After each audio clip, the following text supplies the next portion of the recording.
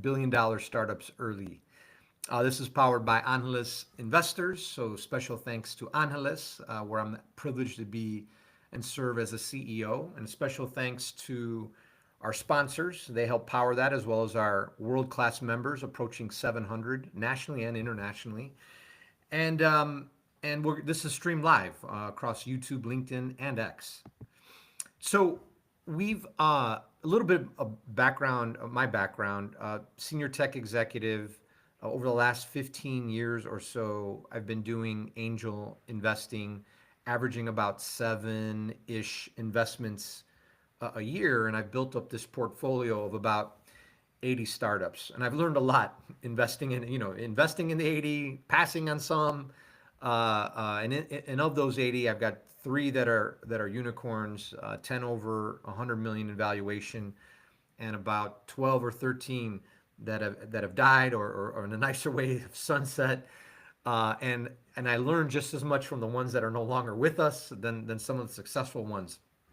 In addition to that, through Angeles Investors, other angel groups that I'm a part of, Irish Angels, Rose Holman Angels or Sawmill Angels, Gangels, Funders Club.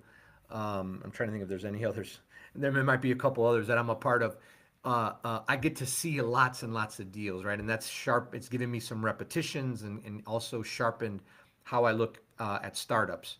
I'm also a part of about 5 or 6 venture funds, Chingona Ventures, Motivate Ventures, Vitalize Ventures, and my own venture fund, Angeles Ventures, with my general partner, Adela Cepeda. So I also learned on that side as well.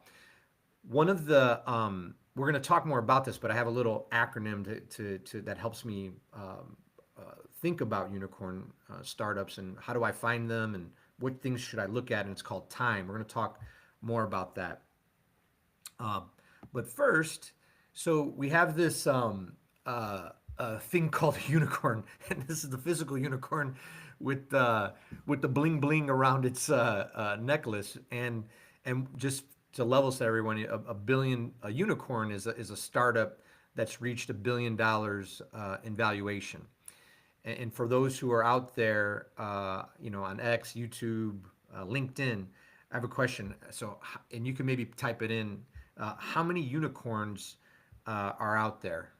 Startups over $1 billion in valuation. The answer, as of June 25, is about 1,473 unicorns that are out there, and this is up from like 39 in 2013 when this term unicorn was coined, right? So from 39 in 2013 to 1,000, almost 1,500 in 25. And so the next question is, how many of these unicorns, of this roughly 1,500 unicorns, what percent are in the United States?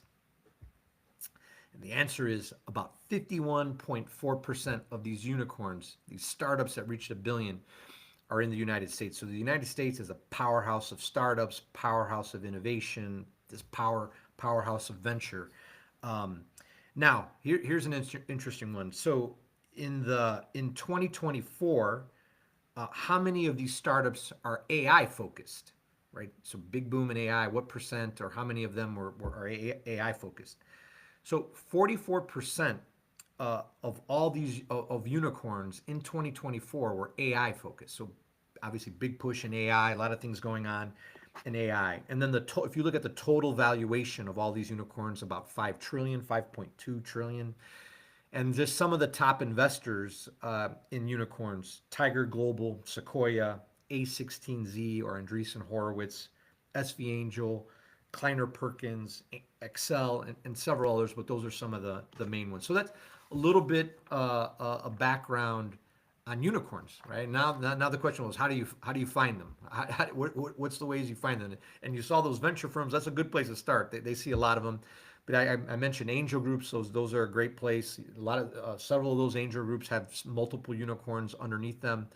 So angel groups are a great place to start. So let's jump into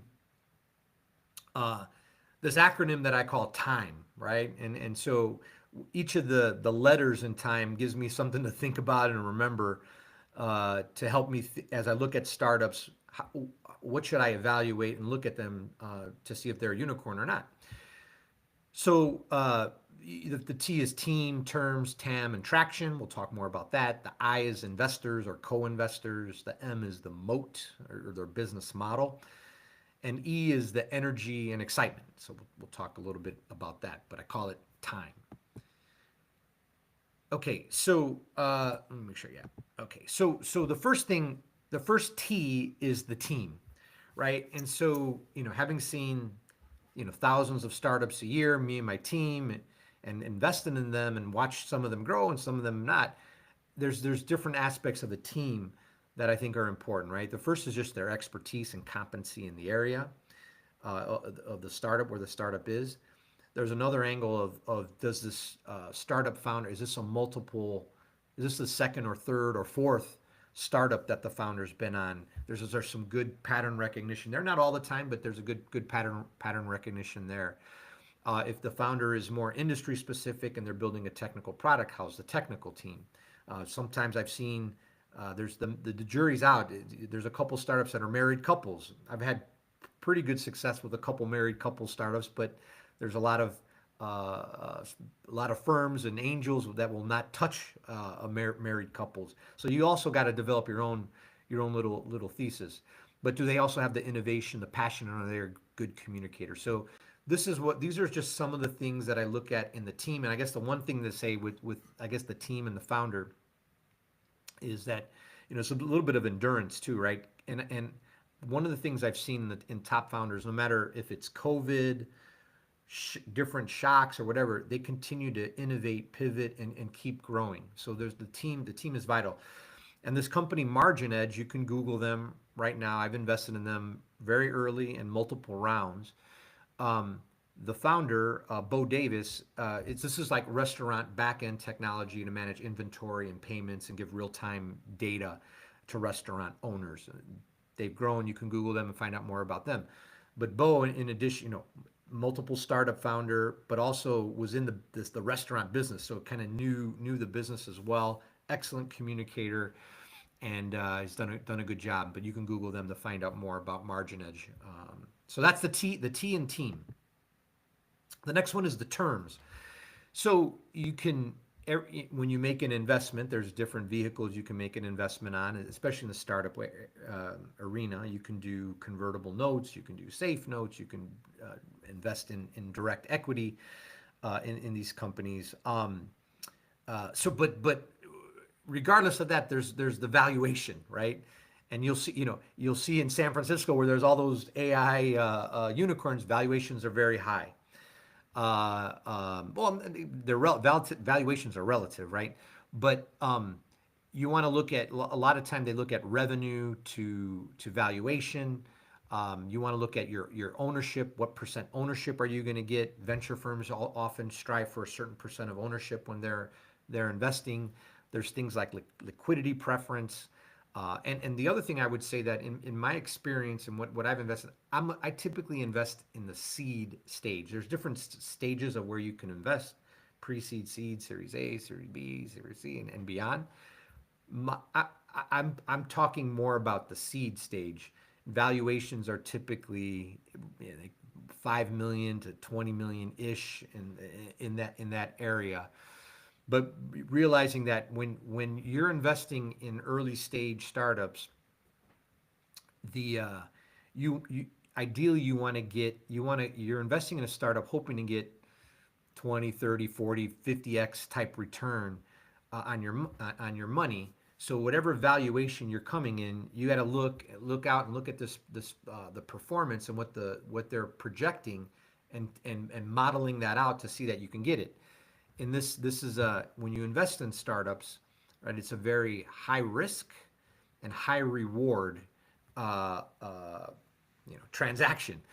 And so it's very important at the valuation you come in. But some would argue that they'll pay a little bit more, and you see that there's like a lot of companies with a lot of huge valuations out there that may not even have any minimal to zero revenue, but they see the upside. So you also have to develop a little bit of your thesis and what you're comfortable with on valuation. So that's the terms, and there's a lot more underneath the terms. And the one thing I would also say is that, I've been the one thing I love about early stage investing in startups is like I'm continuously learning, right? And so this was an area that also I continue to learn and how to perfect some of these terms. The next one is TAM. So the next part of the T is the TAM. It stands for total addressable market. So you want your startups, whatever business or whatever market they're in, right? You want that addressable market, what they're selling into, to be huge, big, and growing, right? So it's one thing to be selling, lemonade, have a lemonade stand on your corner versus being, the number one global distributor of lemonade. So it's your market that you're trying to go to. And so regardless of industry, we're looking for markets that are billion-dollar markets for these startups to go into. The next T, and this is probably one of my favorite of all, is traction. And there's a lot of different ways you can look at traction. As I mentioned, I'm at the seed stage. So what I'm typically looking at is revenue traction and month over month, what's happening month over month, because I can start to see the unit economics, how things are working, and ideally they're growing, the great ones are growing 10, 15, 20% month over month, and they're doing it in a continual way. And so, but if you're at the pre-seed, there's traction in different ways, right? Users, visits, different ways of traction. But to me, at least at the seed stage, the big thing that I'm looking at is revenue traction, or and it could be traction with customers, or traction with big logos, or traction the size of your deals. I mean, there's different ways you can look at it, but those are some. And then two quick stories. The first one is one I missed. So it's not one I invested, but one I missed, and it's called Hello Fresh. And I remember seeing the deal and seeing the traction. And this company, and this was very early on. They remember doing maybe less than 3 million in revenue or something like it. Very, very, very early on. But they were growing like 15, 20%, 25%, like month over month over month over month. And I saw the deal. It was given through me through some friends at Irish Angels, a Notre Dame affiliated angel group that I'm a part of. And I saw it, and this was like, I don't know, 10 years ago or so. And the minimum to invest in that was like, I don't know, $10,000 or something. Roughly, I think was a minimum. It may have been even more, maybe 10 or 15,000. And I was almost, I wouldn't say paycheck to paycheck, but I was I had a try, I couldn't come up with the 15,000 to invest in them, or 10 or 15,000 to invest in them, and I was so upset. And anyways, I had to pass. And you guys can you can Google them right now, find out. But they went. I think they were bought by Kroger, and it was a unicorn, or very close to a unicorn. So, but they had, that was like reinforcing to me just traction. And then the one to the right is one I have invested in called Storybook, and you can get a sense of you can see kind of the products that they have and a bit of their traction, just kind of what you want to see, this kind of month over month growth. So sometimes you like to see it even a little bit more steady, or where it's kind of consistent and growing up, but that gives you an example of traction, which is the T.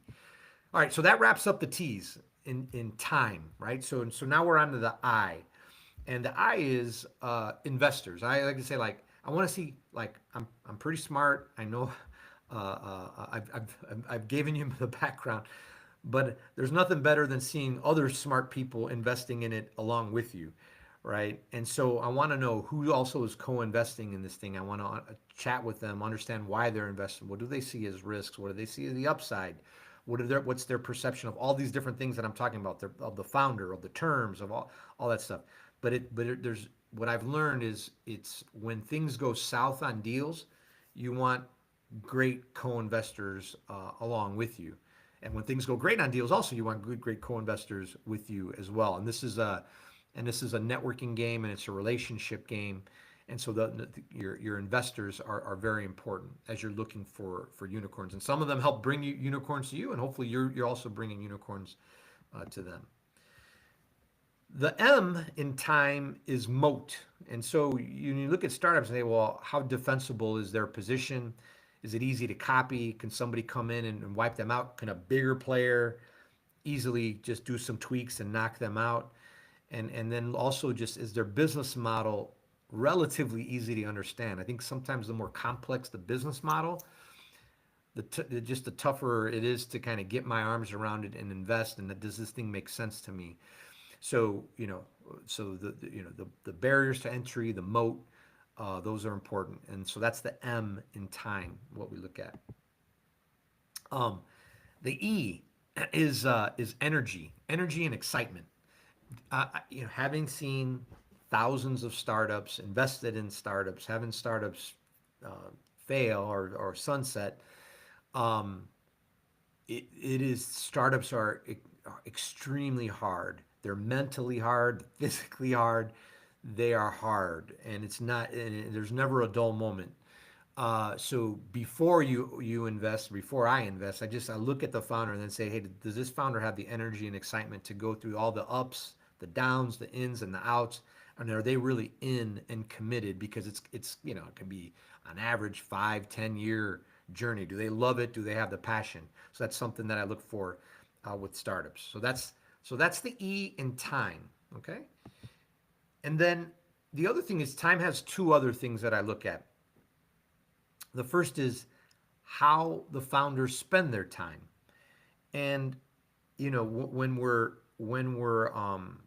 due diligencing a founder, one of the things we'll look at is what are they doing on social media, and we're also looking at what were their last several reports to investors, and how did they write it? Was it concise? And some of the things that I've seen on social media with founders is like I've seen founders posting about like bears climbing up trees, or AI things of cats jumping into the pool, and just Putin kissing Xi Jinping, and just weird stuff that has nothing to do with their business, and it sends a message, right? So very conscious of how, because time is it's vital, right? How those founders are focused and spend their time, it's vital, and it's a huge asset. And we want them focused. We want them focused. And then the second is you know all of us have alternatives in where we can put our money, and we want to make sure that when we look at an investment, uh, how how will this investment perform compared to another investment in the venture space, or outside of it, right? But it's always like, how fast can this thing grow? How fast can it scale? And how will this perform with keeping time in mind, which is it's a vital and a great way to think about not only venture investments, but I think all of your investments. Okay, so anyway, that's time. That's the framework, and how we look at it. It helps me evaluate early stage ventures. It helps Angeles investors, where I'm privileged and honored to lead as the CEO and our venture fund. How we look at it, and so if you want to learn more, pitch your startup, you can connect with me. I'm on across a lot of different socials: LinkedIn, Twitter, X, YouTube, others. Hot on the gram as well. And then I mentioned, if you want to invest in startups, right? Join an angel group, right?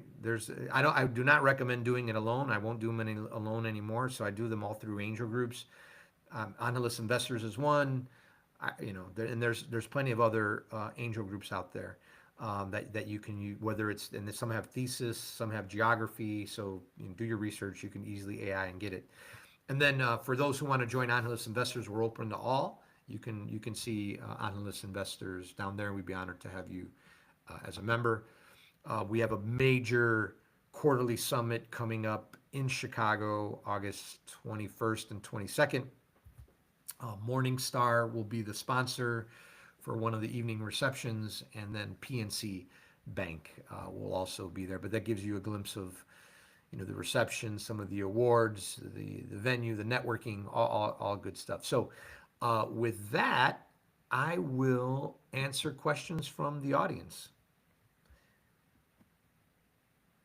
Okay, the first one: how do you weigh trade-offs when a startup has a stellar team but limited traction or a smaller TAM? Is there a threshold where team outweighs market size? I don't, that's an interesting one. I think you want them. A good team is going to make sure that they're operating in a big market or doing the right pivots so they can market. Team is vital though, right? Because they say you don't bet on the horse, you're betting on the jockey, right? You're betting on the team that runs it. And what I found across all these founders is it is the team, right? The team kind of understands the market, understands what works, doesn't work, moves, pivots, angle, and goes, and they're able to in up markets and down markets. So, they're both important. If I were to bank on one, it'd be a team, but a good team and a smart team is going to make sure that they're operating in the right TAM and then getting the right traction. Okay. How do you assess the quality of an early cap table? Have you ever passed on a deal because of poor investor composition or misaligned incentives at the seed stage? Ooh, there's a lot. There's a lot in there. That's almost a whole master class on cap tables. So there's a couple things to look at. So just for it's called a capitalization table for those who don't know what a cap table is, and it's basically who owns the company and what percentage of the company they own. And then there's just some general things to think about. And again, this is like a deep dive, a deep dive. But there's a couple things. Ideally, you don't want to see a cap table, especially at the early stages, with like 100 people on it, right? So less is more. Less is more is one. You also then want to look at the quality of the cap table. So you want to see, are these, potential leaders in the industry? Are they potential customers? Are they, executives that have worked in this space that they're selling at companies that they could sell into? Is important. So you want to get a sense of the cap table and just kind of who's on it. The other dimension to look at for the cap table is what percent ownership does the founder or founders have, right? So if you look and they have the lower the amount of ownership, especially at seed, and roughly at the seed they should, I don't know, 80 but percent or something like that. But as you get depending on how the startup is performing, you can start to see them lose their ownership percentage, and then when they lose their ownership percentage, you want to make sure that they have skin in the game. So you want to also look at that, and then not only for like the current round you're investing, but if they're getting ready to raise another round, how much are they gonna what percentage of the company are they going to own? Because you want those founders incented so that they can, they have great upside, right? So those are a couple things on the cap table, but that's a whole nother masterclass. Okay, let's see. In rapidly evolving markets, how do you identify what constitutes a durable moat versus a temporary advantage? Could you share a time you got it wrong or right? Ooh, that's a good one. So I've yeah, so that's a great question because especially when technology is changing so fast with things like artificial intelligence, right? It's tough. But what I would say is uh, you got to like just go to look at some of the you got to do your homework, got to do your research, right? You got to bring in experts who know a lot about this area in the moat because I know a lot, but I don't know it all. So I want to bring in different experts, interview people, interview customers, right? So use AI, do a little bit of your homework, right? But and then you got to look at the team, and then this isn't a perfect science, but then you got to make your bet, right? So that's how I think about it. And then to the question where have I done it wrong? I did it wrong one time. I mean, probably more than one time. Just one time comes to mind. Was around. I thought this company had a moat around augmented reality in the sports arena, in the actually NFL sports arena, and the technical moat broke down, and then there was some, I'll call it a legal moat, broke down, and they didn't have the traction, which is one thing I learned, and I lost. I lost not only because I invested the first round, but I also invested the second round, and I lost my money on both rounds. So I can talk about the non successes as well. I see Chris Piedmont on it. Are there Are there and Chris, great to have you on. Are there any particular markets you chase or avoid? Look, I like tech. I like tech enabled. To say I avoid is very close, but I'm not a big me personally. You know, my angel our angel groups will look at all. I'm not a big fan of CPG. So I haven't. I'm not. I don't do that. I avoid cannabis. Not that I have, there's nothing personally against it, but that's just I don't invest in that. So I tend to invest what I know. Um, I've seen a lot of the CPGs chew up a lot of money, and they haven't. And there's very successful ones out there. I've just through my experience. But I love tech enabled. And I have a lot in fintech, some media tech, insure tech, some apps. Hallow is an investment of mine. It's public. It's public that it's an investment of mine. It hasn't gone public yet, or whatever, however it's going to exit. So those are some of the areas that I look at and I avoid. So hopefully that's helpful, Chris, and great to have you on. Veronica Villarreal asks, David, do you give advice? Do you give advice of your experience? Yeah, I guess I'm doing a little bit of that now, but I try to I, I try to be time efficient. I try to do a lot on social, give perspectives there. I have a podcast. I have a newsletter. Put my thoughts and perspectives out there. Um, and as well. And then as for the angel investors within Angeles, we do my part, share. We have these summits where we do that. Me and others. I know a lot, but we have a lot of great angel investors that are along with us that share, their perspectives. And then you can't, I see 2,000 startups a year, right? So you can't. I wish I can give advice and sit down with all of them. Unfortunately, I can't. But I try to do things that scale. But the startups that are in our portfolio have obviously a little bit more higher priority. So those are some. And then, I speak at companies on different things: startups, entrepreneurism, AI, networking, all kinds of stuff. So if you want, you ping me afterwards, Veronica. How do you differentiate between hype and a real founder conviction? What signals of energy have proven predictive in your portfolio unicorns? Yeah, you can. So the way you have to watch a startup, perform a little bit. You see them over time, right? There's a bunch of signals, and it's a lot of the things I mentioned in time, right? You have to you're gonna get data points of the round, how they present, the deck. You start getting all these interesting data points, and then you'll see the energy. Hopefully, you see the energy, but then you got to balance that with okay, well, like I said, I look at their last 3 communications to investors. That's interesting. That tells me a lot. It gives me a perspective. I look at what they do on social. So so if all of that comes together, it's great. And but you can sniff through it pretty quick. And then you look and you also see who are other co-investors as well. That it helps, right? So these are all because you're trying to minimize risk while you invest in startups, and then also obviously look for unicorns on the upside. Okay, how has the time framework evolved since your early investments? You've deprioritized or added informally as the market have changed. I so it's been built up over time, but I would say that there were things that have become more and more important for me over time, and one is the especially the T's, right? The team, the traction. You get more sophisticated on the terms. Uh, uh, and I think the co-investors, right? I think that was one just over time, it's meant more and more to me.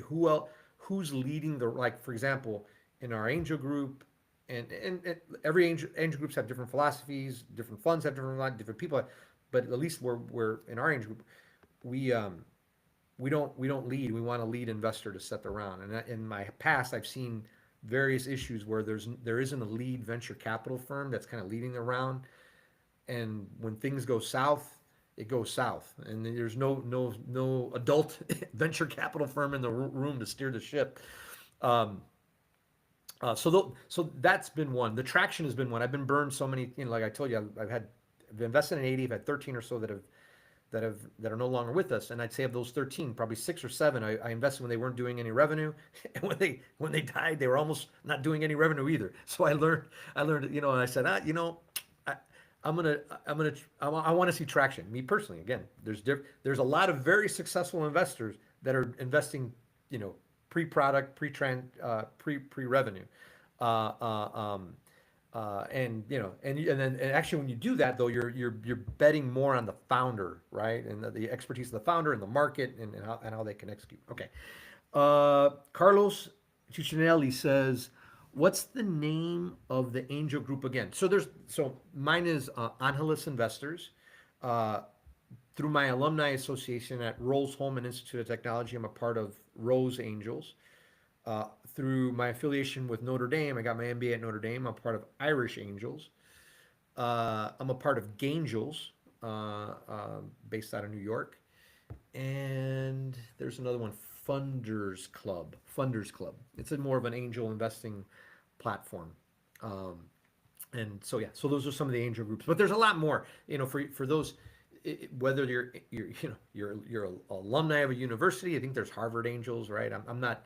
Uh, uh, I'm not a Harvard alum, but I know several who are and are part of that. But whether it's your university, whether it's your geography, whether it's your industry, there's an angel group for all of them. You just gotta find them. So thank you, Carlos, for that question. Facundo asks, what are some automatic red flags you identify in talking to founders? Um, you know, well, obviously, if they're not telling the truth on anything, right? That's one. Um, if for me, if they're coming too fast and too hard, it kind of signals that something's a little bit off. Um, and ideally, right, you wanna build this relationship over time with you're gonna invest in, right? And then they get to see your performance and like so. But if they're coming, it's just it seems a little off. Um, I'd say those are probably just a couple off the top of my head. Um, what percentage of ownership are you targeting in the investments? So on our fund side, our average check size is about 500,000, and so we're roughly looking about 4 to 5% in the companies that we invest in. And our angel group is a little the check sizes are on average about 200,000, so we're a little bit lower there, probably 1 to 2 percent ownership. And then what happens over time, which is something I learned, and I think somebody was talking about, is like over time as these startups grow and raise, your percentage in the company gets diluted, or your percentage of ownership gets diluted. So this is what I mean. And the other thing is, like, here's the other thing I didn't know starting out early on, is that I think I mentioned, like, I just had enough money to do like one or two a quarter, and then I never knew about this thing called a follow-on. Like I said, oh, you invest, and yeah, you watch a startup and it grows, but then you get the opportunity to the ones that are performing well, you get the opportunity to follow on and invest more. And so I never, was smart enough to know, hey, maybe you should save or set some money aside to invest. And this was like, many years back.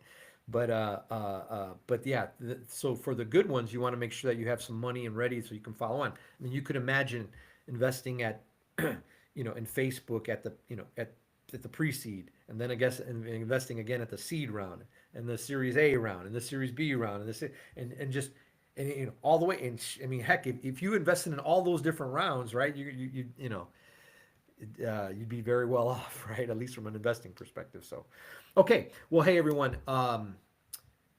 First of all, I want to thank you all for spending 40 minutes or so with me walking through this. You can connect with me on social again. Uh, um, for Jeshua and my team, for those who are interested in Analyst Investors, we'll be sending information on Analyst Investors. Don't hesitate to reach out with other questions. Appreciate y'all, and have a great one. Thank you.